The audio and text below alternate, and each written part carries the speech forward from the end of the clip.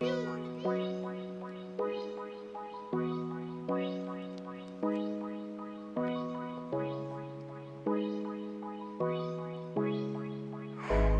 the new Simpsons.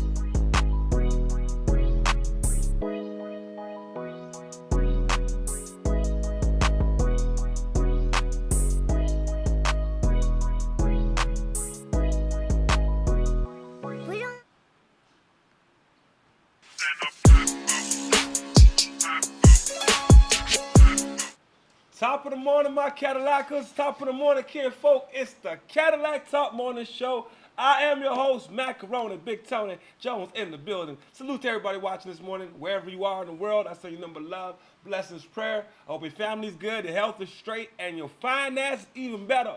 And if it's your first time checking in with us, good folk, let me know what country, what state, what province, what street corner, what penthouse in the sky you checking in from, because we worldwide, and it's nothing but love, y'all. Karmelo Anthony done got 35 years in state prison.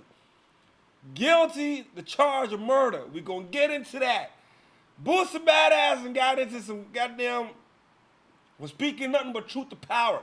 He don't want no transformers at his parties. I don't think he's wrong. 100% of the poll says he ain't wrong. You know what I'm saying? We got a couple other things to get into. Y'all remember Big Tigger?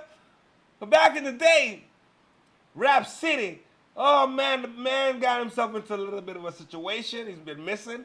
You know what I'm saying? And we gonna get into that. Deep dive into that. We got a couple things on the go. Oh, and Umar Johnson, yeah, might be getting himself a RICO or some shit for these comments. There's no way around these comments. Y'all Umar Johnson fans gotta let me know how y'all gonna stretch this one, cause there ain't no way around this goddamn. But anyway, we gonna start the show off with Boosie Badass. Alright? Shout out to everybody watching this morning on a Wednesday morning. We got a lot to get into. So without further ado, make sure all my monitors is good, make sure I'm straight. Let's get down to the smoke. But everybody going nuts about me not wanting at my party. It's the same thing if they say no alcohol in the building. Whatever we checking for, it's the same thing as people saying, you gotta bring clear bags. It's the same thing when you go in a restaurant and they say, no rips in the jeans. No hats on. These people own this establishment and there's certain things they don't go for. It's the same thing. But now you want to say, you want to bully people. Y'all fought for gay rights for 20, 30 years. We said nothing. Maybe we should fight for straight rights. You can't even go against against it. If you're not with it, you can't even go against it. Y'all get that offensive. I got real players, real bosses. I mean, football people, NBA people, attorneys, rappers. You know, that's my establishment. If I'm not going for it, I'm not going for it. Simple as that. I don't want nobody licked and tricked. You know, I'm protecting people. I'm protecting a lot of people's reputation. And it's my establishment. Just like when you go to certain restaurants and you can't wear ripped jeans. When you own something, you have the right to set the rules of your establishment. Same thing with you. Let me pause it right there. He's got a very good point. Some clubs you're not allowed to wear a hat. Some clubs you're not allowed to wear ripped jeans. Some clubs you're not allowed to wear sneakers. So if he said, for goddamn, I don't want no Transformers dancing at my establishment, I think he has all right to do that. For a nigga get tricked. You know what kind of backlash it be? If a nigga is in there, high profile nigga is in the motherfucking establishment, and there's a Transformer dancing all up on the nigga, he don't know the Transformer, he get tricked. Oh, nigga, it's over. You know what I mean? There ain't no coming back from that. So, to protect the player partners and the partner players. And why y'all niggas so fucking sensitive, bro? I don't understand. Like, we ain't allowed to say a now thing about none of y'all alphabet people. That's why I don't like, the alphabet people, they stay over there. To me, y'all do what y'all gotta do over there. We don't gotta like each other. But allow us to not want to deal with you in peace. Why everything gotta be a fucking problem? God damn, niggas more sensitive than motherfucking... I'm not going to say it. I'm not going to be disrespectful. What I am going to say is, feel that strong about it, y'all got a whole bunch of your own clubs you can just go to. Go and see somebody in a prison. Certain clothes you can't wear. Certain things you can't do. This world is out of control. It's sad. The crowd out. Now, before we move on with the next segment, because there's a touchy subject we about to get into. Boosie, hold on, make sure my mind over here is good. Boosie has all right to do what the fuck he feel like doing. In the history of the game, I don't know why it's a problem for a nigga to do what he feel like is right for him. I don't want Transformers at my venue. Why is that a problem? Y'all go somewhere else with that shit. You go to a certain club, they ain't gonna let you in. It's called dress code. It's not a problem when them folks got a dress code, but it's it's a problem for us to not want Transformers around. My problem is of opinion. Don't bully the straight people. We need to fight for straight rights. Goddamn right. We need to fight for the fact that there's two genders. The fuck are we talking about? And ever since they created this lane of transgender, whatever is trans needs to stay in the trans section of wherever it is. You get what I'm saying?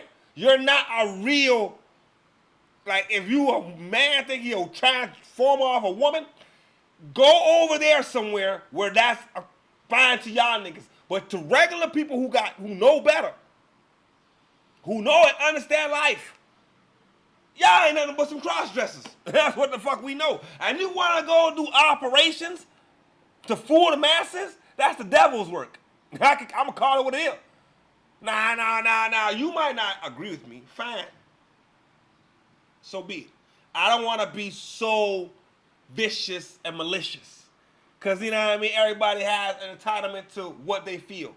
But even with that being said, if I say I don't like Transformers, it's a problem. If Boosie say he don't want Transformers at his party, it's a problem. Why? I don't understand it. Something's got to be done for straight rights. Why is it not okay to be a heterosexual and that's it? That I don't want no part of this nonsense. The buffoonery.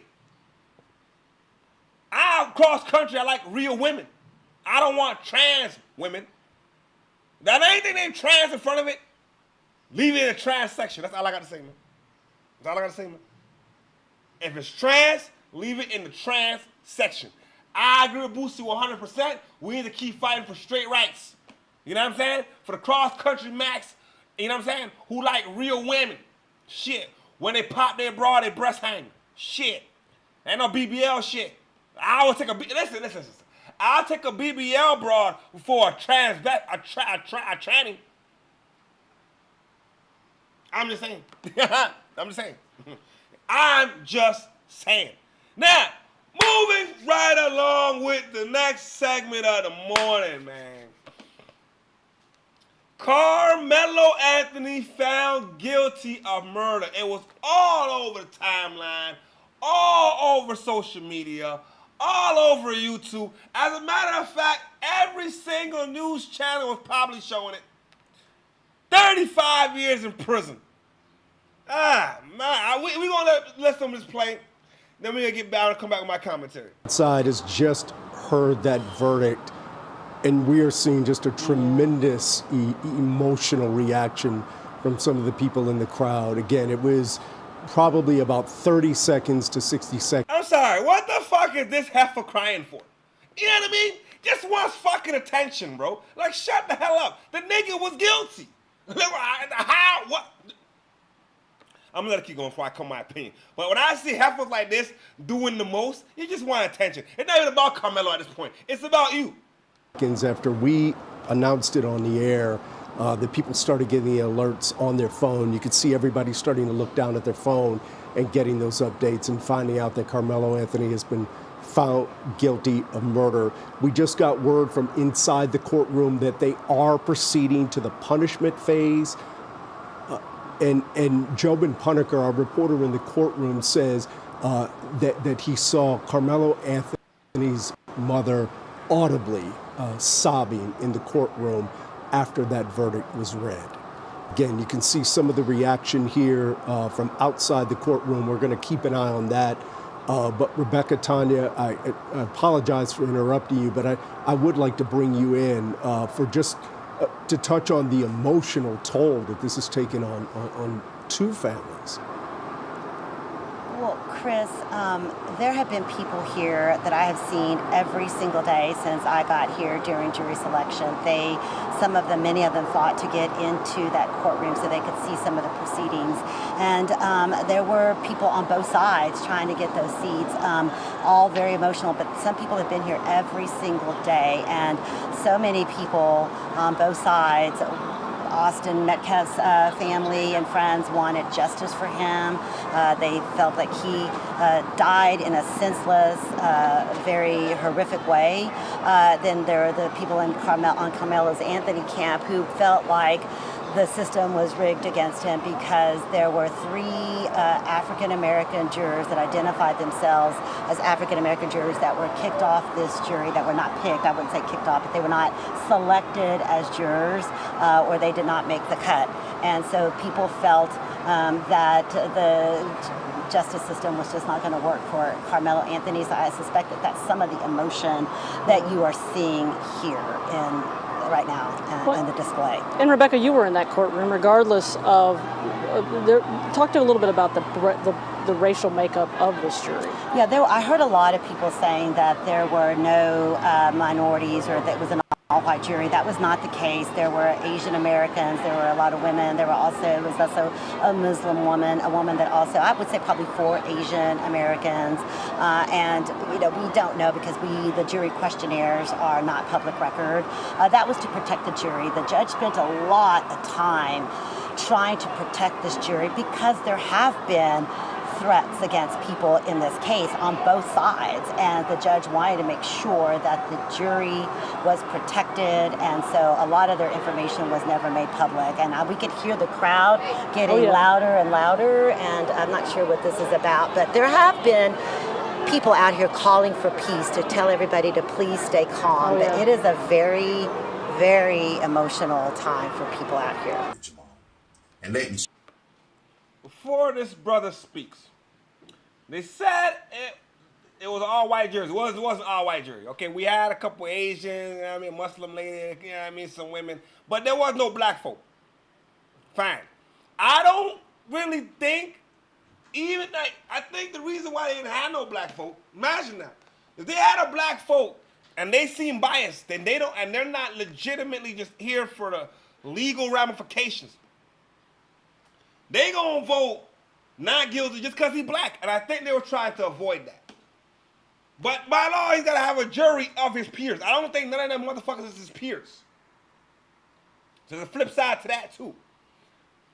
But I don't believe, or I don't see how a push validates a stabbing.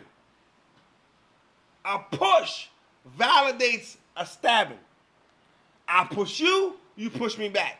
Now, if it's 5, 6, 7 niggas trying to rush me, they didn't prove that. If all of these niggas trying to rush me, I stab this one to show y'all niggas, hey man, back up off me. That's a different story.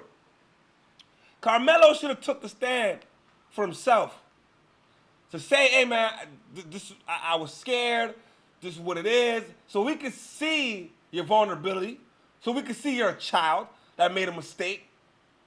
And some white folks ain't even happy with the 35 years. Some people wanted life, 99 years, no parole, death penalty, they can get it. But not all black people feel the same way. And I'm gonna let this speak. I'm gonna let this brother speak. Then we're gonna see the flip side of what black folks are saying. I personally I did a poll, right? I did a poll. Majority of the poll, at least 70% said he's not guilty. I was very surprised. Because if you look at the evidence, maybe you wouldn't give him the murder. I didn't give him the manslaughter because I don't think he woke up in the morning and said, I'm going to kill somebody. Although you had a knife when you shouldn't have had it. Although, you know what I mean, you did what you did. I don't think he did it on purpose. But let's go. Start this off. Just because I am a black man and a defendant in a crime is black, it is not my responsibility to defend him simply because he's black. For the past few days, some of you have been writing, how can you turn on another fellow black man? That mentality is why the black community is in shambles like it is. You believe because the defendant is black folk responsibility is to defend the criminal. No. My job as a black man is to make sure if the criminal black, white, Latino, Asian, his whatever, tell the truth. And if he's wrong, he's wrong. And I will not be pushing false narratives and lies to justify because he's black. Karmelo Anthony, his so-called friend, who he was there under the tent to see, said, we won't cool like that. Black people, if you are out here defending Karmelo Anthony and saying what he did was self-defense, then people are going to look at us and going to say we're lying. And the next time a young black man is faced with something like this, and he really was being harassed and someone really attacked him, and he may not have a knife, he may just pick up a weapon, whatever's close to him, to defend himself. You know what they're going to say? Oh, this is just another Karmelo Anthony, and that young black man going to be locked up, or worse. Does come out. The man has a point. We can't just, because he's black, oh, we rocking when he didn't do it, it's not murder. We as black people gotta hold our own accountable, man. We gotta hold our own accountable. I don't think this is a racial thing. Unfortunately, the black guy, a black kid and a white kid.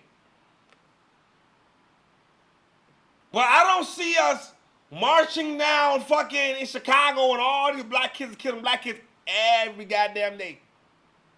I don't see us boycotting drill music or whatever the fuck these kids are polluting to the minds of these children. I don't see y'all boycotting that. Y'all getting mad and y'all defending the criminal. I really don't understand it. Because if Karmelo was really innocent, by all means, I'd have been like, hey man, But I don't even think his own defense thought he was innocent. They didn't have no cards to pull. The one motherfucker they brought, the prosecution slaughtered that nigga.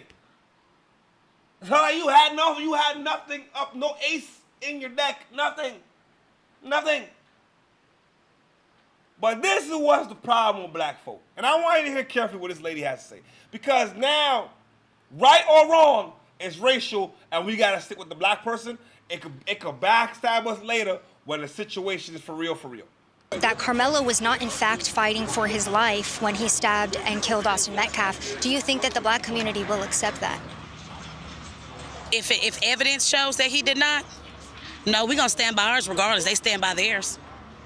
We're gonna stand by ours regardless. I'm a mother first. I'm a black mother. Let me put that on there. I'm an African American mother. So I have to put away my color first and step into the motherhood. Nobody wants to see their child slain. So I do want to send prayers to Austin Metcalf, their family. But at the end of the day, I got to think like, okay, what did you do to him or whatever to cause this to happen, the reaction? We got to start taking accountability for our kids. Because then again, if my kid, that's why it's a catch-22, if my kid was Karmelo and I feel like his back was up against the wall, well, I'm going to tell you straight up, better mine than yours. Better mine than yours. So either way it go, everybody loses. A black boy allegedly murdered, and I say allegedly, heavy on the allegedly murdered somebody. You see what I'm saying? So yeah, this is about race. Because if the shoe was on the other foot, they wouldn't give a damn. Who wouldn't give a damn? Let me say this. Let's say the community. So like if Karmelo Anthony was the one stabbed and killed by Austin Metcalf, they wouldn't give a damn. All right, man. See all that ghetto-ness and the way she talks, it's just ghetto. Like, I don't even like hearing them talk like that in the community. The fuck, come on, man. A better mine than yours. It's not that type of scenario. First of all, Metcalf should have put his hands on him. Okay, Metcalf started it. Okay, fuck, all right? Metcalf should have never put his hands and pushed him. Cause he told you, man, hey, man, if you touch me, it's on. But a push does not equal a stabbing. You got to prove that your life is in danger. He pushed me, I stabbed him. He pushed me does not mean my life is in danger. If 5-6 niggas stand up, ready to start pouncing, oh yeah, then that's a different story. But Melo didn't get on the stand to testify for himself. Let's listen to what another black brother has to say. And what he has to say is deep. I want y'all to understand, man, we gotta stop this culture thing. It's a culture thing that's sickening. The point where they will feel sorry for the criminal and the murderer more than the actual person who's not with us anymore. The actual victim, they don't care about. Everyone feels sorry for this little monster. I never felt comfortable around you niggas. That's why I got the hell away from y'all. Y'all think this is a game, like, oh, you're just saying this for likes and clicks. No, I'm not even near you niggas. My kids don't go to school with you niggas. This ain't for likes. This is for real. Like growing up, when my friends would come over, hey, my dad would check them at the door. Listen, man, you gotta take that do-rag off. This do-rag ain't allowed here. My dad didn't like do-rags. Because he watches the news. He see who's doing the killing. Take that do-rag off before you come over. And that's all, like, and you know, when I was a kid, I didn't understand. I'm like, why is dad like this? What's going on with dad, Mom? Why is he tripping? Why is he embarrassing me? My mom sat me down and told me a story. Listen, your dad's seen a lot of things. What do you mean, Mom? What happened? You know, I never told you this, and don't tell your father I told you, but when we were young, you know, we used to party at your dad's house, you know, when we were 16, and his brother had just come home from the military. His brother was older, you know, your father looked up to him. He was kind of the protector of the home. Everybody loved him. He was just a great guy. Just came home from the military. You know, and they threw a party for him. Celebrating, everybody celebrating downstairs. What happens? A knock on the door. My father's brother goes up the stairs, opens the door. What is it? A bunch of monsters. You know, do-rag wearing monsters. Yo, we want to come to the party. My father's brother tells him, no, you're not allowed. Nobody else is allowed. We're going to just keep having this party and you guys are going to leave. What do? Oh, yeah? Put a gun to his head, shoot him in the head. He fall down the stairs, dies in front of my dad. My dad is traumatized by y'all. From that moment, man, he just didn't want nothing to do with you. He stayed in Brooklyn a little longer, seen more things happen, and then he got to them books. Yo, I got to get out of here. I cannot raise a family here. It's not safe. It's a reason why people want to get away from y'all.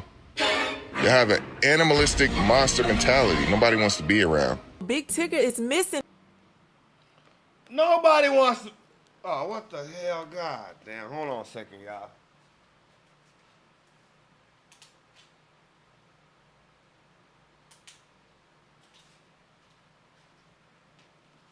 Hold on. Let me get this thing to click back in. Y'all give me a second. Let me get my monitor to click back in. There we go. Hold on a second, y'all. Right.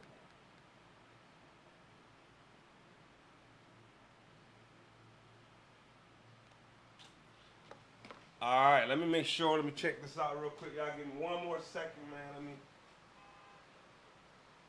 There we go. All right. Back in effect, man. Let me tell y'all, okay? The brother got a point, man. The brother got a point. I'm sorry for his uncle. But this generation got to understand, man. The shit y'all think is cool, it's not cool. Do-rag wearing motherfuckers, pants sagging motherfuckers, niggas ain't got no fucking respect. Look at these kids and these teens take over. We done lost control. Karmelo Anthony literally stabbed a kid to death. And we're somehow trying to defend him. Like the kid, Cyrus, who was in the store with a gun, tried to steal some shit, took off running. There's no accountability for him. Actions have consequences, bro. And you can't determine what the consequence of the outcome is going to be after you don't do the actions. You get what I'm saying? Oh, blacks. Oh, hold on. I like this. Hold on, wait. What did he say here? Let me get back to my monitor. All right, we got Dark Blade on the call. What did he say? Black supremacists ain't cool out. It's not cool. I'm gonna keep it a buck. Black supremacists is not cool. In this situation, you gotta call it right is right, wrong is fucking wrong. I'll keep it a buck, man. I'm not gonna. I'll keep it a buck with you on that, because at the end of the day, what Karmelo did was wrong, and we can't call it any other way. You get what I'm saying? I'm not listen. I'm not gonna play the race card. Every situation is an individual situation. And that scenario, I don't care if it was black, white, black and black. That little shove, what happened under that tent did not call for Karmelo to stab him in the heart. That's my opinion. Now, 35 years for murder? Damn, man, and then you only gotta do half before you could possibly get parole? Man, you kind of got lucky on that. You know what I'm saying? I mean, you could have been doing life with no parole. You know what I mean? So somewhere along the way, they had a little bit of leniency. You know what I'm saying? But shout out to Dark Blade, man. You know what I'm talking about? Appreciate you on a Wednesday morning. Salute to you wherever you are in the world. I say number love, blessings, and prayer, partner. You know what I'm talking about? Now, moving right along with the next segment of, what we say? Hold on. Oh, I like this. Hold on. What do you say? Black supremacists are the ones who surrounded this case, and it showed the world the reason why black community has its problems. Yeah. Don't get me wrong. Nobody is perfect, but there's severity to it. Yo. You know what? You're right. Yeah, hold on a second. Whoa. But you're right. And somebody bust up the poll this morning too, goddammit. We're going to get into that in a second. You're right. A lot. I didn't look at it as it's black supremacy, but maybe you're right, because they got white supremacy. Then we got to have the flip side of black supremacy. A lot of the black folks I mean a lot. Even if you watch the people that was outside the court case days the whole time, was not trying to see it any other fucking way. They was not trying to see it any other way. You know what I'm saying? And that is what's wrong with the black community. They're doing 100%. Nobody's perfect, you're right. Nobody is perfect. We're not going to say any creed of people is perfect. But if we're talking about the black community right now, understand, we got to do better. We got to do better. We can't just sit there because, oh, he's black, he's not wrong. That's not how it works. Or he's black, so we got to defend our own. If somebody's wrong, yo, nigga, you're wrong. That's it. I'm not, listen, bro. Once you're wrong, I don't care what color you are. You're wrong. And the black supremacists, we really got, that shit got to cool down, man. You know what I'm saying? That shit got to cool down. The Black Lives Matter and all that stuff. Hey, man, every life matters. I get where they're trying to go. But if it doesn't stop, what's going to happen is, it's going to be more of a racial divide. More of just a divide of just people. When are we all going to just try to get along and try to just be on the same page a little bit? We got bigger fish to fry in this world, man, than to still be worrying about racism. You get what I'm saying? That's something that we could change if we try. You get what I'm saying? But I agree with you on that. 100%, man. You know what I'm saying? Nobody's perfect. But that's what's wrong with the black community, man. We cannot keep furthering this agenda. And I don't see niggas marching down fucking in Chicago when all these kids is killing each other. So, if a black kid kills a black kid, it's alright. No problem. A black kid kills a white kid, and it's, oh no, the black kid, and we're riding with the criminal? Hey, man, we got to do better. 100%. Dark Blade, you were 100% right with the comments this morning. I ain't going to lie. And somebody bust up the poll, goddammit. Oh, holy shit. I didn't think I was going to see this. Hold on. So. Somebody says, yes, he was wrong. Okay, now. Okay, wow. I don't know who busted the poll this morning. But goddamn, I wish I knew who it was. We could have that conversation. Because I'm like, hey, man, if an establishment, if it's his establishment, he doesn't want to have certain individuals in his establishment, I feel like it's totally up to him. But, you know what I mean? I'm straight up and down like 6 o'clock, ain't 6 to 1, ain't 5:59. So I'm here to hear all sides because everybody's opinion is valid. You know what I'm saying? That's why we have an open chat for everybody to express themselves and everybody's opinion is respected. You know what I'm talking about? Moving right along with the next segment of the day. Hold on a second.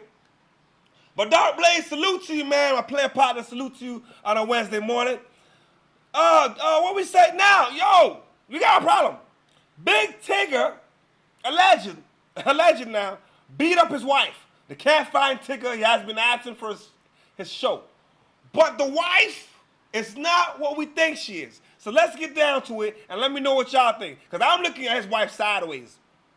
And this is what's the problem. Sometimes we get in relationships with the wrong woman. Now, women can be conniving as fuck. I'm going to tell you that right now. Women can be conniving as fuck. From his morning show after his wife came out and accused him of putting paws on her. So y'all remember Big Tigger? He's mostly known for hosting BET's Rap City and 106 in Park back in the early 2000s. And baby, you just had... Well, hold on. Let's continue. Hold on. I always say Dark Blade. I also like to say there's a lot of good black people, facts. But unfortunately, I think that the majority of the black community, when it comes to this, is based on data. God damn. There's a lot of good black folk. I have to say that. There's a lot of good folks in every culture. But unfortunately, okay? Unfortunately, if you look at the data, they are a minority. If you look at the data, statistics, this is why black fatigue is a motherfucker. If you look at the statistics, though, black on black crime, stealing, murdering, all that kind of stuff there, it points that we got to do better. I'm not even going to lie. It does not look good for the culture. Does that mean everybody's like that? No. But this is why they will profile the black kids when they go to the stores.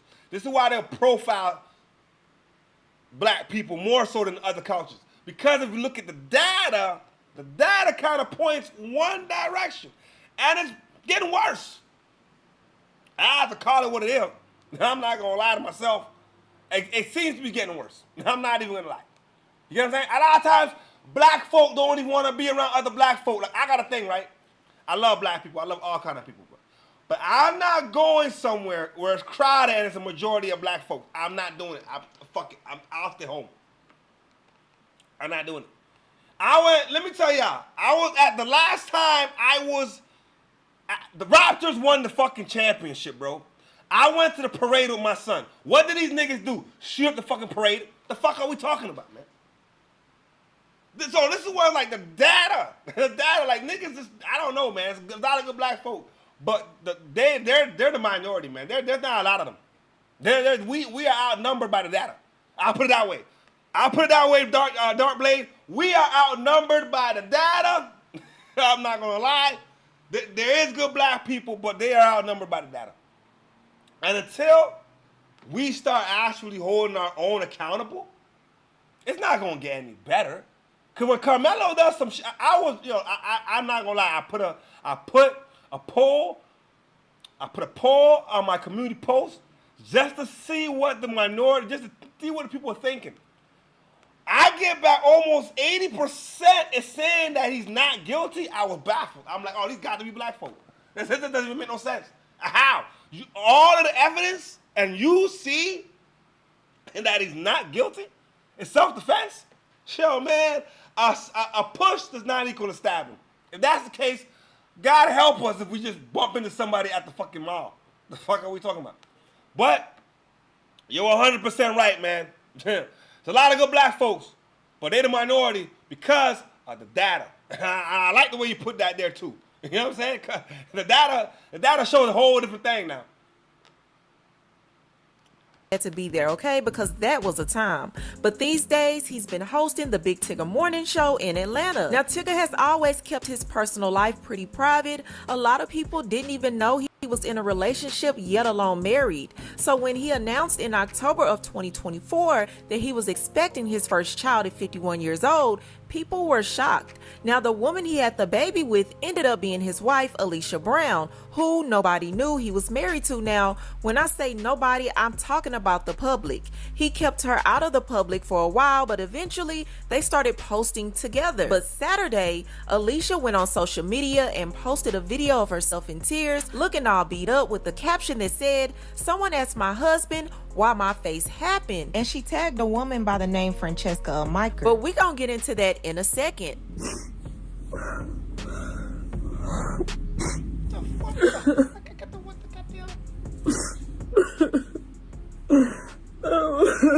Let me pause it right there. All right, this is what the fuck I'm talking about, man. If you allegedly got beat up by your husband, alleged, I have to use the word alleged. Your husband beat you up to you look like that, and you're crying on social media before you don't go to the police? Come on with it, man. She punched herself. I don't believe it. I don't believe fuck a damn thing. There's some crazy bitches out here. You know what I'm saying? There's some crazy motherfuckers out here. This bitch is a lying ass motherfucker. If you got beat up like that, and you gonna put in the social media, ask my husband what happened, and tag some next bitch, why did you call the police? The fuck are we talking about, man? Seems like you're looking for attention. I don't believe it. I don't. And if you got beat up like that and don't plan on going nowhere, don't come on social media crying for attention. The fuck are we talking about, man? What we say, Doc? Okay, hold on. What we say? Because when you are racist towards one group for as long as the majority of your community, okay, it breeds more racism on the opposite side. Yo, you got a point there. you got a point there. You got a point there. You got a very good point there. You got a very good point there. If you keep pushing on a narrative of racism towards one side, and you keep pushing it, at some point you're gonna get resistance back. At some point, it's gonna come back at you. You know what I'm saying? Now, if you watch carefully, I'm gonna be honest. I'm gonna be very honest. While I was watching the whole trial and the whole situation, right? Black people were so racially charged that when the guilty verdict came out, I see what you're talking about. It's gonna breed racism from the opposite side. Because then the comments from the other side, I was like, oh shit, now it's really racial. Because we took the stance of, oh fuck it, it's racial. Oh no, fuck it, he didn't do it. That for the whole remember this happened last year. For a whole year, the black community kept it, it's a racial thing. I even heard one black lady had the audacity to be like, I can't believe she even said this shit. Fuck them twins. They some like basically the Metcalf twins were like some fucked up little kids, and you know what I'm saying? And I'm like, how could you say something like that? Like when we say these things, it's only gonna come back at us, and it doesn't make it right. It's going to make society even worse. You know what I'm saying? And the longer you're absolutely right, man. For as long as the majority of your community breeds more racism on the opposite side, man, at 100%. And there's not too much of us that hold accountability for our own. We have to hold accountability for our own. And Dark Blade, you 100% right with that, brother. I can't fake the funk. Like, one thing about me, I'ma see it as it is. I try to see both sides. But on this side, in this scenario, nah. I wasn't born 2 days ago, man. You know what I'm saying? It don't take a rocket scientist to see that Karmelo's guilty of murder. Now, if you want to go with the manslaughter, maybe, I don't know. But I feel like he knew better than to stab somebody in the heart. I don't think he feared for his life. 1. 2, the black community made a racial thing for no reason. At all. Because then that's the case, if it was 2 black kids, we wouldn't give a fuck. That's what the black community is saying. If it was 2 black kids, 2 nigga kids, they wouldn't give a fuck. But then there's a white boy. Oh, it's racism. No, the courts don't like us. No, the court this. No, the court that. Maybe there's a reason why there wasn't no black people on the jury, goddammit. Because it takes a very special type of black person to see it for what it is. And not just like, hey, he's not guilty and fuck up the jury just because he's black. I think they did the right thing. I think they did the right thing. 1,000%.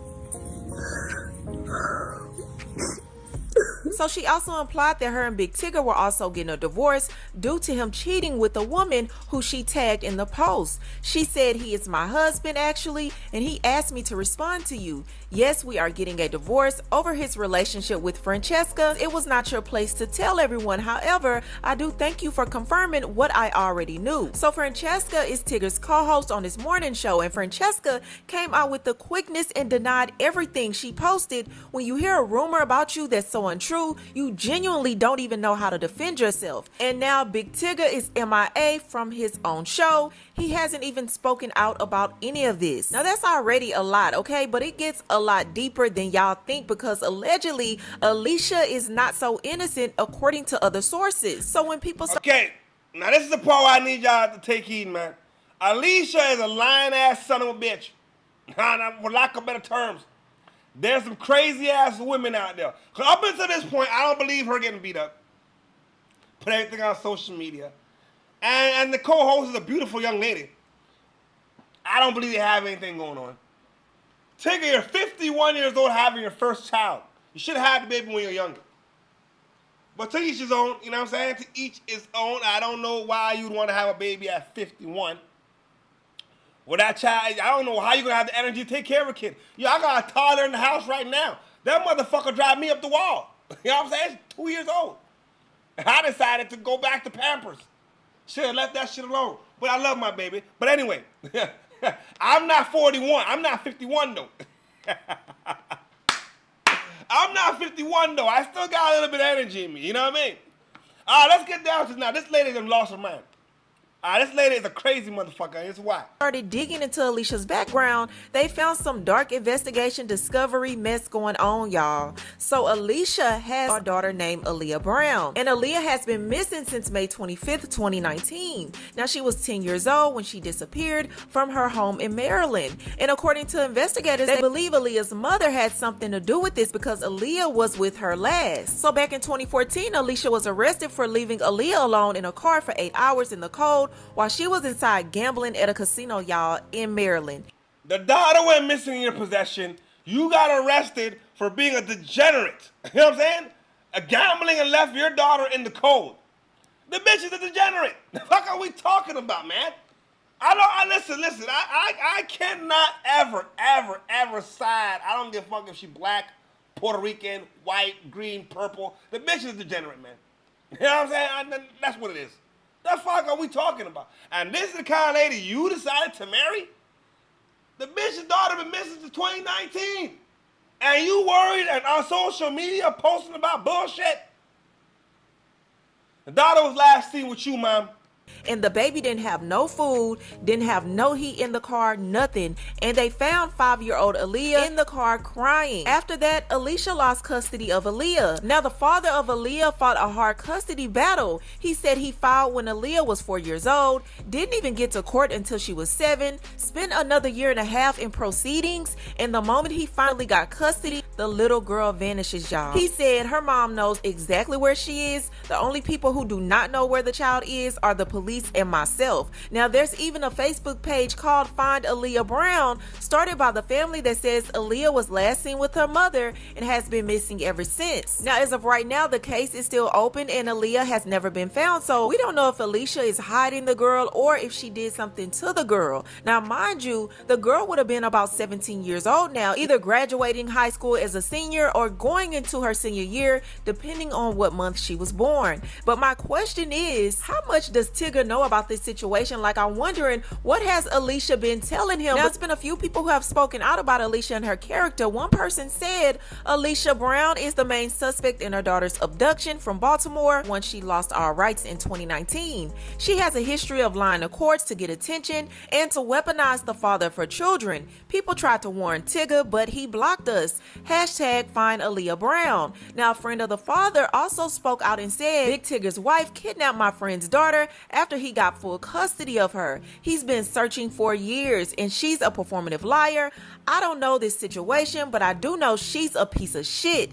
Hashtag find Aaliyah Brown. Another post was put up blasting her saying Alicia Brown, known notoriously as Casino Mom, is the main suspect in her oldest daughter's abduction from Baltimore. Yo, I'm looking at Big Tigger like, yo, what the fuck is wrong with you, bro? You decided to marry a woman who left her child in the car for hours while she was gambling? You decided to marry a woman whose daughter went missing last with her? Who lost custody of her child? The bitch is crazy. I'm like, yo, Tigger, man, yeah, I mean, I understand you're a private guy, but when everybody's telling you that, you know what I'm saying, she's fucked up, at some point you should have looked at it like, maybe she is fucked up. Just maybe. But see, niggas like to give women the benefit of the doubt. I hate that phrase. I don't put benefit and doubt in the same question. Once I doubt you, you get no benefits. That's it.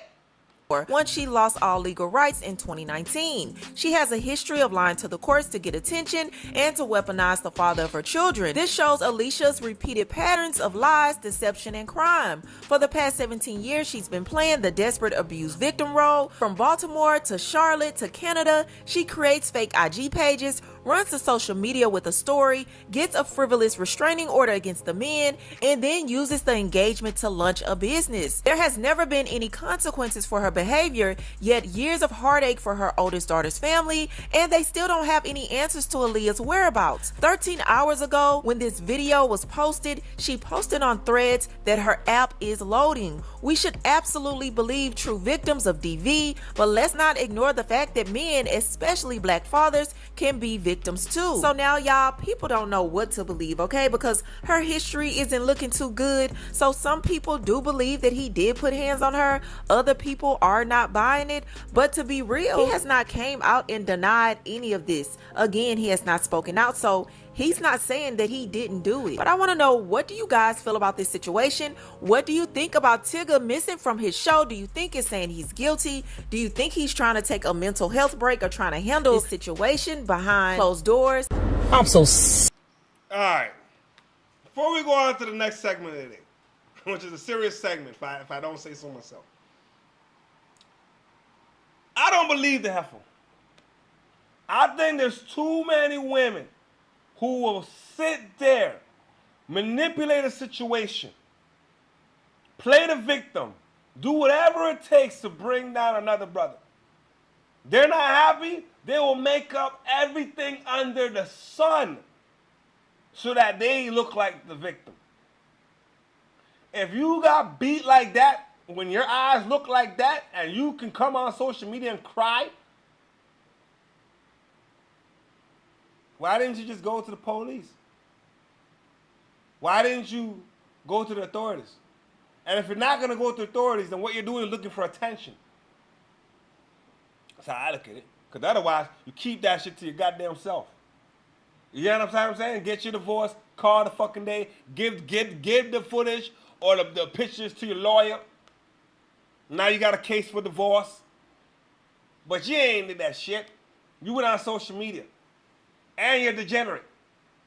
I don't know. Let me know what you guys think. You know what I'm saying? But my personal opinion, I don't believe the broad. Now, black fatigue is real.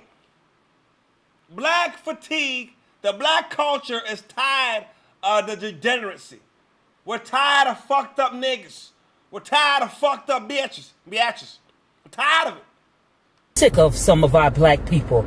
Y'all so rowdy and you act like a bunch of buffoons. Some of y'all women go out with shirts that look like bras and underwear, and your shorts look like underwear, and your men, you walk around here with your pants up under your ass. No integrity, no damn you're just disrespectful. Keeping the community dirty and disgusting. You're going in the airports looking like a bunch of fucking buffoons. With a bonnet on. Y'all make me shame that we share the same fucking skin. You just don't give a fuck. I used to just advocate for us as black people. And black people like me, we got to be labeled in with y'all asses. Then you wonder why we leave the fucking communities. Why we go into multicultural communities. Because we don't want our children mimicking y'all. Great. Okay. Yo, before we move on, the lady got a goddamn point. Motherfuckers walk around when they pass, your whole fucking ass is showing and shit, like we need to see that shit. That's not heterosexual work. I'm not gonna lie to you. That's some dibble-dabble shit. You know what I'm saying? Ladies walking around with shorts that look like goddamn underwear, and you call that fucking fashion? It's worse when you're in your 30s and 40s doing it. When they 16, when they in their teens doing it, it's like, okay, well, where's your parents? When you get to your 30s and 40s, damn near almost 50, when you're going to the club or you're going out looking like a fucking streetwalker still, that's my problem. And that's why I just associate with that shit. I ain't gonna lie to y'all. No. If that's black culture, I ain't black. No. I'm a cross-country player. That's what it is. If that's the culture, I'm not black. I'm a cross-country player. So when I gotta write down on the motherfucking sheet what fucking nationality I am, I'm a cross-country player. That's it. You know what I mean? We need to have a talk. You know, it comes to a point where supporting and defending your community just is, it becomes so exhausting that you feel this frustration. And you start to understand why people have the black fatigue that they talk about. The Houston Rodeo, a family event. You have people there fighting, stealing, acting like menace to society, lawlessness, at an event that's supposed to be a fun, family-oriented event. You have Ruth Chris now saying, hey, we don't want to do this, but you guys are forcing our hand. We're going to have to enforce a dress code policy because how you guys are coming in here with your pants sagging, looking sloppy, all of these things, we just cannot allow. So then you sit back and you wonder why other races will say, we have black fatigue. Guess what? I'm black and I have black fatigue. All right. The Houston rodeo is a goddamn shame. All the years of the rodeo, they fuck around, let niggas in there. We need a dress code. Bitches coming there looking like Magic City. Niggas is coming there fighting one another and shit. We act like we have no home training, bro. And then look. And then I ain't gonna lie, motherfuckers coming outside with bonnets. Shit you wear to sleep. And it's not just the bonnet. It's the behavior that comes with the bonnet. Now look at this heifer. Yeah. Look at Waiting on you, hoe. You got attitude. Quick. Leave. Hey, can I get my money back? Kiki, whatever. She ain't even here. She got no Kiki there. I gotta wait till Kiki get here? All right. Look at what you're wearing.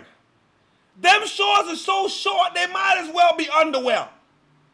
The fuck are we talking? You see how you left your house? This how you left your house, and you want respect from anybody? What the fuck are we doing? You got a sweater on, a fucking bonnet, and shorts that goddamn. You bend over too much, we don't see every goddamn thing. And then you come in somebody's establishment and give an attitude. This is what's wrong with. This is why they say black fatigue is real, nigga. I don't want no part of heifers that like that, bro. That's why we call them biatches. Play with me, you redhead, red hook, logo sign looking hoe. Disrespect me again, I'm a uppercut you. Disrespect me again, uppercut. Take the sound out, but look. Disrespect me again, I'm gonna stab you basically. Stab what? Stab what? You see, all that aggression for what? Now look at these girls and count how many bitches you see in bonnets. At them behaving like wild animals. Count the bonnets. How many bonnets do you see? Okay. All right, I count 1, 2, 3. You know what I mean? 4 or 5 bonnets. You know what I mean? I act like a pack of wild hyenas. You know what I mean? A pack of wild hyenas. It is the behavior that is associated with the bonnets that people are tired of as well. It's not even just looking at the bonnets, but we're tired of seeing the behavior that you guys display when you're wearing bonnets. That is it too. Yeah, what you talking about, bro? Like, you sitting here big and grown, sitting in the cart, bro. I just got to work and I got to deal with this shit already. Like, it is. Okay, my boyfriend. It's 10 in the morning. Well, okay, but what? This is foolishness. You got your outside shoes inside a cart. When I saw this, I thought this was a skit. I said, a bitch can't be that retarded. And where's your boyfriend, man? You mean to tell me you got a bonnet on and you're sitting in the cart talking about my boyfriend's pushing me around? This is what's wrong with the black community, man. Why are we embarrassing ourselves? And then we wonder why them other cultures look at us like we retarded.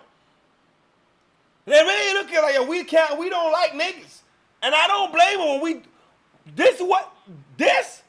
if this is what our women gonna be like in the next 15, 20 years, God help us all. We gonna have to marry Becky's and anybody, we're gonna have to marry white girls, Indian girls, Asian girls, Spanish girls. Niggas will stay far away from fucking black women. I'm telling you this right now. Niggas will stay far away from black women, bro. I'm telling you this right now. They don't understand why. The fuck are we talking about, man? By the fool, and you know that's nasty. You don't know all type of shit people be doing. You know that's nasty. I can't wait till my manager get back here, bro.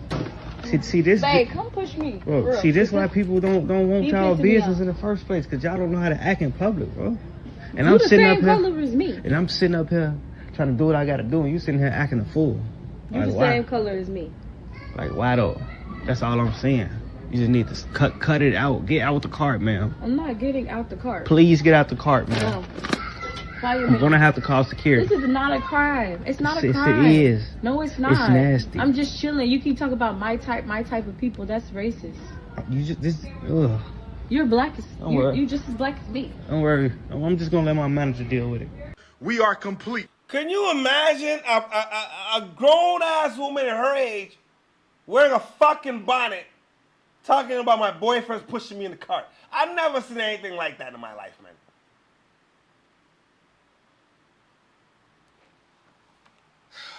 Black, I can understand black fatigue, all right. This is too much. No. These heifers gotta do better. Now at this point, like, what leg do you got to stand on? Now you want to act like you're like you need to be pampered or something. You need to be catered to. Catered to what?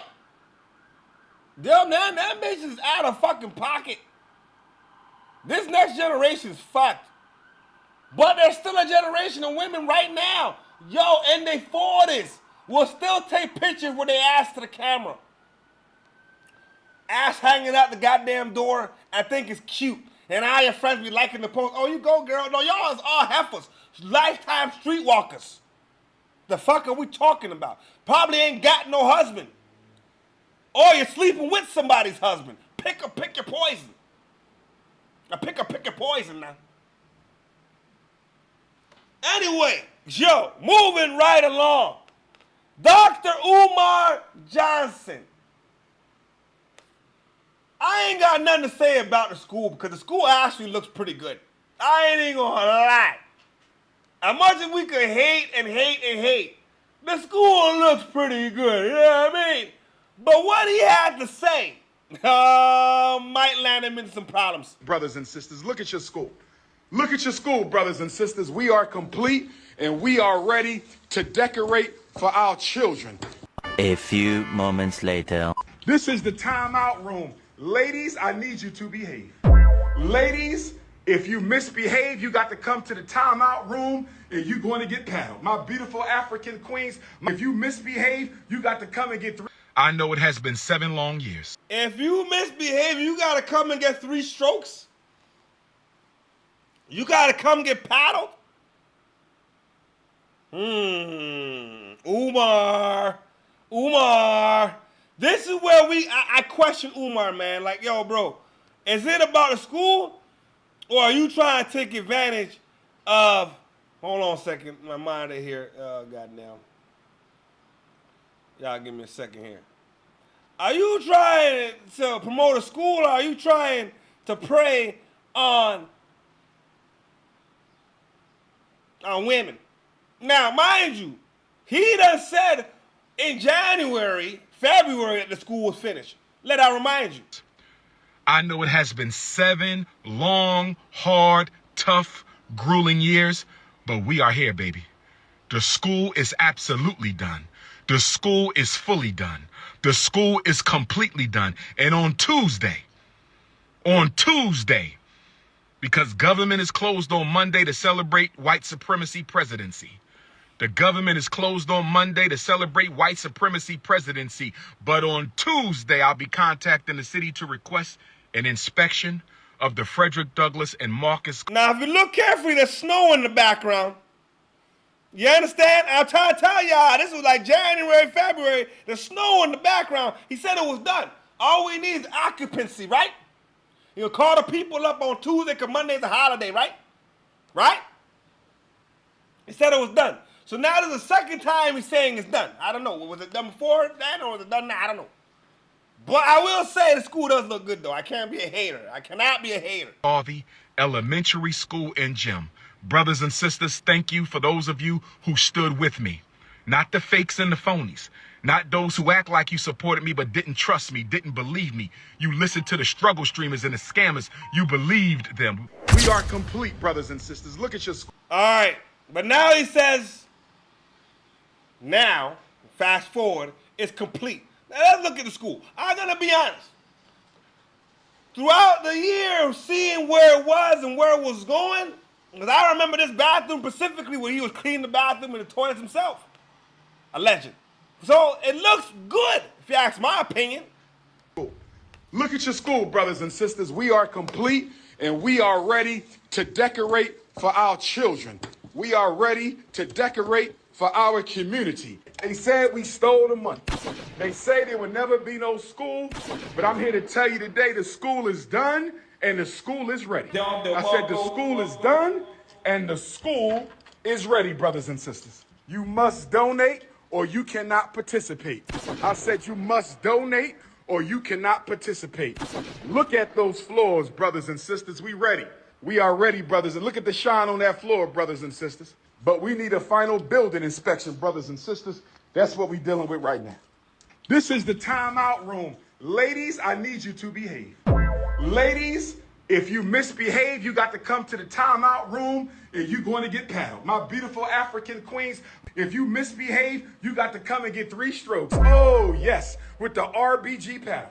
With the RBG paddle. Consciousness over the cookies. This is the paddling room. This is where you get your discipline when you break the rules of the Frederick Douglass and Marcus Garvey Academy. Oh, yes, brothers and sisters. Now, isn't this supposed to be an all-boys school? So we talking about the moms? This nigga is fucked up. This is what y'all Umar Johnson goddamn enthusiasts. Please, in the comments, explain that to me. Apart from the school looking good, I give y'all that, the school look good. We still don't know what the curriculum is. We still don't know who the teachers are. None of that shit. But explain to me why he wants to put the mothers of these children on timeout to get strokes. That's what he said. I can't make it up. Y'all got this. Don't put nothing in the comments about anything else until you address that. That's all I gotta say. Somebody said it ain't no windows. Another, Lord have mercy. Another is windows in every room you. That's all right. You never built nothing for your people, so I can't blame you. You never built nothing for your people, so I can't blame you. Ladies, who's gonna come decorate the principal's office? Ladies, who's gonna come decorate the principal's office? I need a team of queens. This nigga remind me of Dr. Polite. You know what I'm saying? Like low key, he could be a predator. Everything is, ladies, can you come do this for me? Ladies, can come do this for me? Just sound like you're preying on weak individuals, man. That's what it sounds like to me. Maybe the single moms, the moms is going through shit. You know what I'm saying? That's what it sounds like to me. But y'all Umar Johnson fanatics gotta let me know. I could be a hater, but that's what it sounds like to me. A team of all natural head-to-toe queens that decorate the principal's office. I said I need a team of all natural head-to-toe queens to decorate the principal's office, brothers and sisters. Oh, yes. Pan-Africanism, peace and Pan-Africanism. Peace and Pan-Africanism, peace and Pan-Africanism. This is your big brother, Dr. Umar Ifatunde Oguntade, with a special shout out to all the donors of the Frederick Douglass and Marcus Garvey RBG International Leadership Academy. I want to let y'all know, brothers and sisters, that we have waxed the floor, brothers and sisters. We have waxed the floor. Your school is ready for decoration. I repeat, your school is ready for decoration. I repeat, your school, my school, our school, the first school in American history built by the African diaspora is ready for decoration, brothers and sisters. We have not gotten our final building inspection. We are being held up, but we are going to be patient and respectful, as patient and respectful as we can possibly be under the circumstances, brothers and sisters. Your school is ready to be decorated, but we need a certificate of occupancy.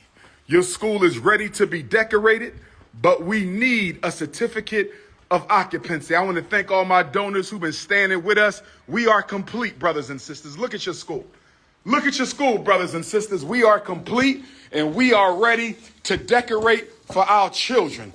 We are ready to decorate for our community. Douglass and Marcus Garvey Academy is ready to operate, brothers and sisters. We are ready to operate, brothers and sisters. Hit your PayPal. PayPal.me/FDMG Academy. Hit your PayPal. PayPal.me/FDMG Academy. You must donate or you cannot participate. I said you must donate or you cannot participate. Look at those floors, brothers and sisters. We ready. The FDMG Pan-Africanists will be learning. We are ready, brothers. And look at the shine on that floor, brothers and sisters. Are y'all ready for academic revolution? Are y'all ready for academic revolution? Are y'all ready for the intellectual insurrection, brothers and sisters? In this holy building, in these sacred classrooms, in these sacred walls, there will be an academic and intellectual revolution like one you have never seen in your life, brothers and sisters. Like one you have never seen in your life. The revolution is coming, academic and intellectual. Black boys will be saved. Black girls will be saved. And the community programming will be off the hook. I said the community. Okay, so I guess it's going to be girls in the school. So you plan on putting the little girls in timeout too? Or I give Umar, the school looks dope. I ain't gonna lie, the school from what throughout the years, from what it was looking like to now, it looked like, before it was like some trap bandos. Remember that, man? It was like some trap bandos, man. So he did well. Regardless of how long it took, I don't know how long it takes to build a school. I don't fucking know, you know what I'm saying? How the fuck am I supposed to know? I ain't did it. So I can't be a hater. It looked well. But some of the stuff you saying, partner, is completely out of pocket. Programming will be off the hook. I said the community programming will be off the hook, brothers and sisters. Oh, yes. Oh, yes. The community programming will be off the hook. Hit your PayPal. PayPal.me/FDMG Academy. This is the Teacher's Lounge. This is the Teacher's Lounge. This is the Teacher's Lounge, brothers and sisters. We got to get a couch for our teachers. We got to get a refrigerator for our teachers. We got to get a television for our teachers, brothers and sisters. It's nation time. It's nation time, brothers and sisters. We not playing no games. It's nation time. We not playing no games. The time is now, brothers and sisters. The time is now. Stop playing the game. They said we stole the money. They say there would never be no school, but I'm here to tell you today the school is done and the school is ready. I said the school is done and the school is ready, brothers and sisters. The school is done and the school is ready. The wait is over, but we need a final building inspection, brothers and sisters. The wait is over, but we need a final building inspection, brothers and sisters. That's what we're dealing with right now. Money Mayweather has money problems. I will give him this. The school looks. I wish he showed us the gymnasium though. I want to see the gymnasium though. You know what I'm saying? But the school looks good. I mean, all the painting, all the floors. You know what I'm saying? Everything looks in order. So it's the certificates of occupancy, man. I don't know about those things. I don't know how long it takes. I don't know if they deliberately holding him up. I hope he gets it all together. You know what I'm saying? No more bullshit. Can we get school running in 2026? You know what I mean? I pray for your brother. But these comments about paddling niggas' moms, you gotta explain that. That's the only thing I care about at this point. In school, hey man, congratulations. But now you gotta explain how you're a clinical doctor of psychology and woo, and you're making these kind of comments online. It don't look good. Umar Johnson enthusiast, please leave a comment and let me understand. Explain to me how and why this is okay. Final morning conversation. Oh my God. I'm going to let it play. I'm going to tap in here and there. We got receipts that prove Floyd Mayweather is going broke. He owes the IRS, he owes car dealers, he's pawning jewelry. A guy who's made hundreds of millions of dollars in his career is somehow running out of money. And now he's suing everyone, claiming he's owed money. While he may be able to keep up the facade that it's everyone else's fault, Floyd's spending problem is the reason why he's going broke. I was able to go directly to the source to get private information that hasn't been shared publicly yet, to discuss the recent lawsuit that sent shockwaves throughout the sports world. Mayweather suing former associate in an alleged $175 million fraud scheme. That associate, Jonah, shared with me me private text messages, private images of Floyd signing contracts, and access to private communication with this team. And the proof I've been given will contradict everything you've heard in the news about this case. By going through all of the claims presented in the lawsuit, I'll share all the private information that I have access to so we can understand fully what's going on with Floyd Mayweather. In 2017, Rechnitz and Mayweather became friends, which ultimately led to Rechnitz becoming Floyd's investment manager, real estate advisor, and banking liaison. Jonah helped put deals together for Floyd. He was his manager, so that's sponsorships, real estate deals, and fights, just to name a few revenue streams. Jonah shared with me that he was not on salary, meaning he only made money when there was a commission on finding a deal. As an example, Jonah shared with me that Floyd was running out of money in 2020, so Jonah put together a fight with Logan Paul to generate income, as well as many other exhibition fights. Turns out the only people actually punching Floyd in the face at this time were the IRS debt collectors. More on that in a minute. The first big claim that Floyd makes is that he wasn't aware that in 2016, Rechnitz had pleaded guilty to wire fraud conspiracy, that Rechnitz had cooperated with the United States attorney, or that Rechnitz had been the subject of significant civil litigation. What Floyd's attorney was trying to do with this complaint is make it look like Floyd was taken advantage of by a guy with a questionable past. Like Floyd is this innocent victim who had no idea who this guy really was. There's a little problem with that, because I have proof he did know. This letter on the screen was sent in 2023 by Floyd Mayweather to a U.S. District Judge for the Southern District of New York. The bottom includes Floyd's name and his signature. For context, this is Floyd Mayweather's letter to the judge in Jonah Rechnitz's case, speaking about Jonah's character and why he deserves a better outcome. In the second paragraph, he writes, "We became friendly and I supported him when he was going through the process of being sentenced in 2019. That sounds to me like he knew about Jonah's litigation in New York." In the third paragraph, he writes, Yo, right there shows you're caught red-handed. You knew about the niggas, you know what I mean, the shit the nigga was doing. You knew about it. You didn't care. Second, it led us to know exactly what we all thought. You came out of retirement, took them exhibition bouts because you needed the money. Let's continue. Writes that Jonah has worked with him as his promoter and business advisor. He has taken the job and run with it, helping Floyd in every aspect and opening up new opportunities. He further mentions the charitable work they've done together. Further down, he mentions that people have tried to take advantage of Jonah by bringing lawsuits against him as a way to extort him. And finally, Floyd writes, "I appreciate you taking the time to read this letter, Your Honor. I would just ask that you consider my personal testimony that Jonah Rechnitz is a good person." He claimed that he didn't know about Jonah's past in the complaint, yet he wrote that letter in support of Jonah, showing he clearly knew about the litigation in New York.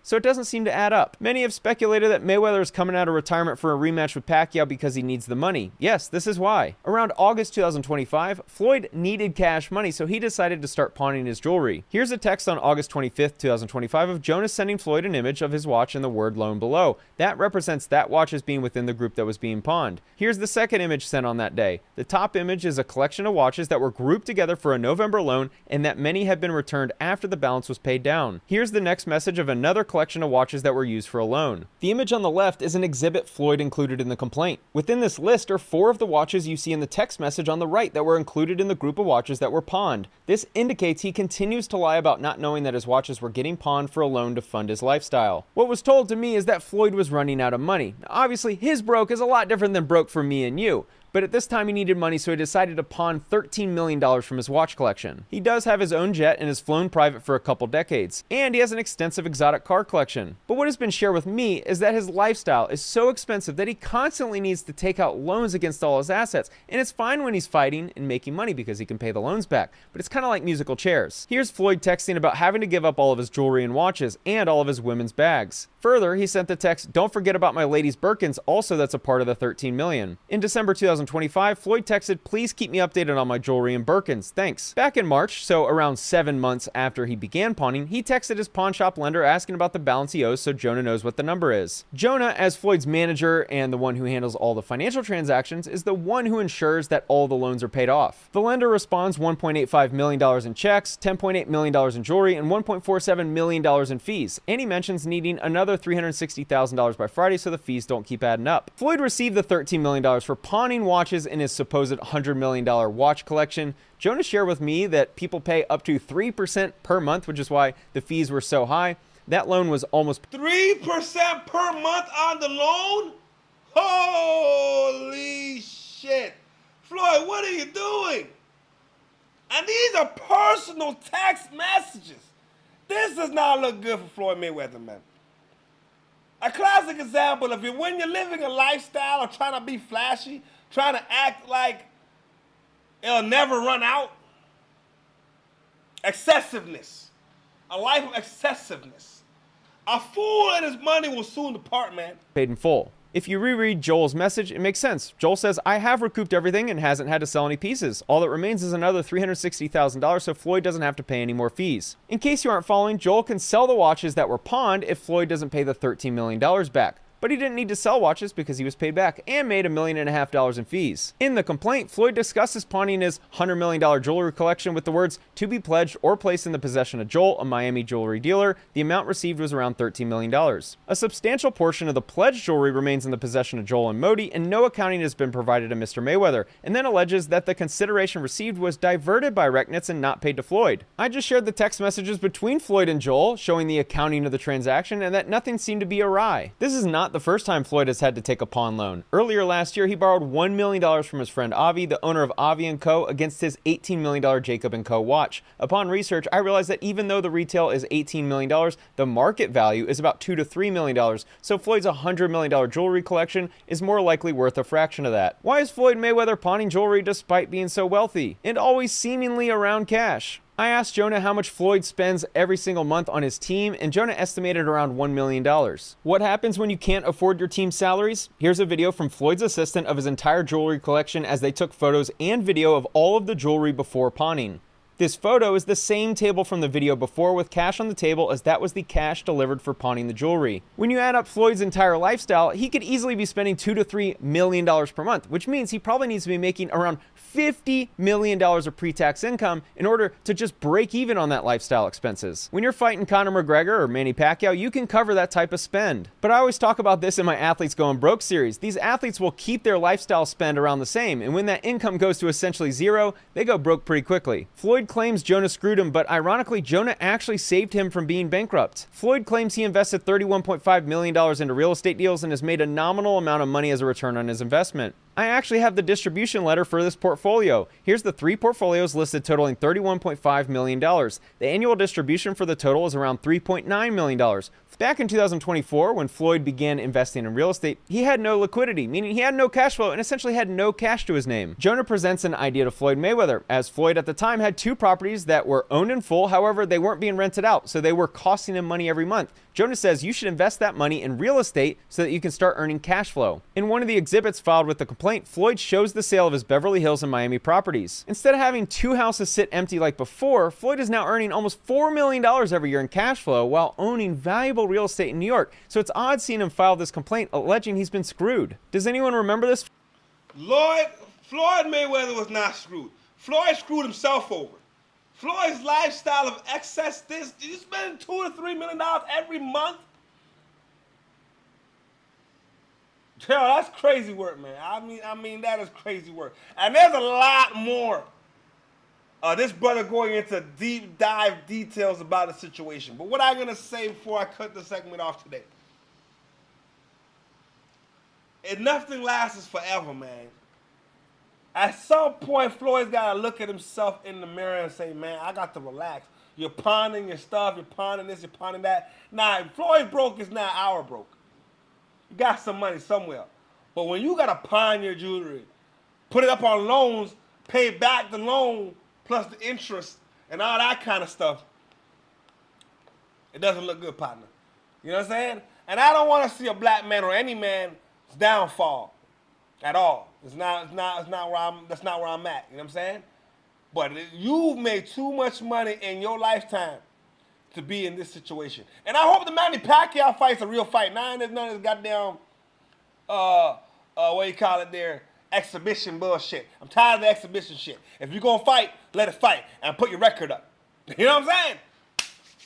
That brings us to the end of the segment today. You know what I'm talking about? Shout out to everybody that joined the chat today. Shout out to my player partner, Dark Blade.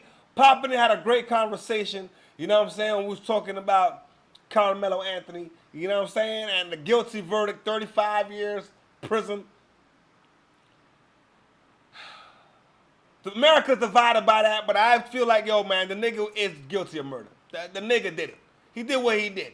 You know what I'm saying? And we cannot say that was self-defense. It's my personal opinion. But we'll be back at it again tomorrow morning, 9:30 Eastern Standard Time. Roll call. And as always, play on, player, play on.